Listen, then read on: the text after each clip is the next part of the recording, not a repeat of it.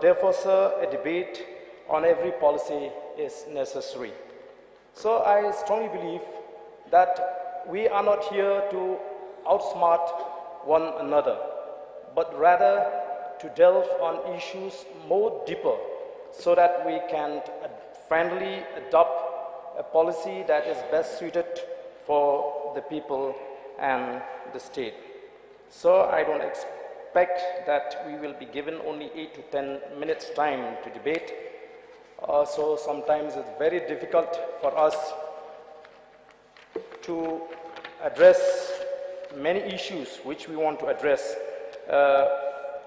in this August House. So due to the constraint of time, I know that I will not be able to touch on all the issues. So I would like to choose few issues only. So firstly, sir, I would like to talk about the Home Department. I fully agree with the government that we need to secure peace for ensuring prosperity of the citizens.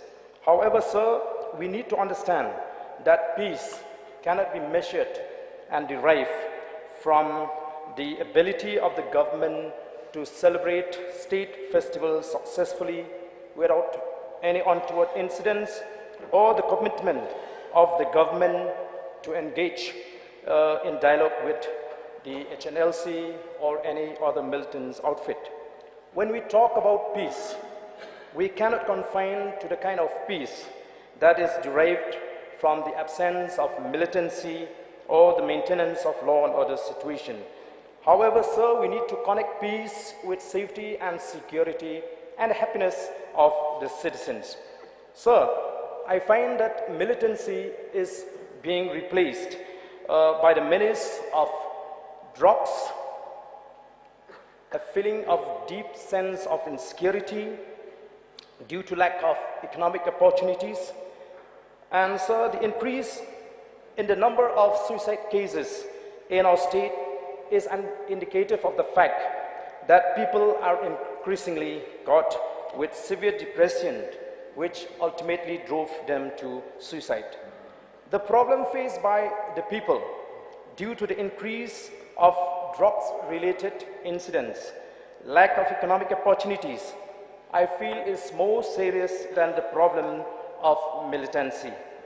You will find that in areas where drugs are prevalent, people are filled with full of trauma and gripped with fear psychosis. So theft cases are also increasing rapidly in those areas.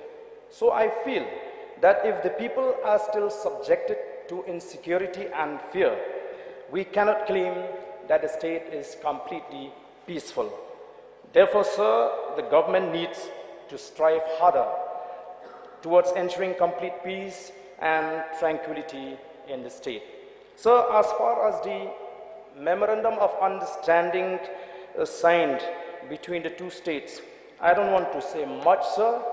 The statement made by one of the Deputy Chief Ministers in this government is sufficient enough and stands testimony of the fact that not everyone in this government was satisfied with the decision of the government.